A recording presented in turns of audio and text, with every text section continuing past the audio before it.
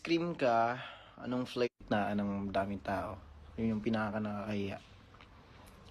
Daming estudyante, di ba? Kung ice cream ka, anong flavor mo at sa tingin mo masarap ka ba? What? Masarap ba?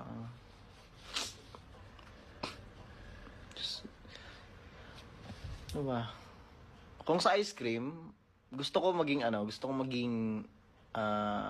vanilla. Ganong flavor. Parang common na kasi pag parang common na pag chocolate na flavor, kaya mas gusto ko vanilla. I don't know kung masarap. Wala akong alam. Ano ba tong question na to? Sa tingin mo masarap ka ba? Di ko alam. Next, anong song ang may isip mo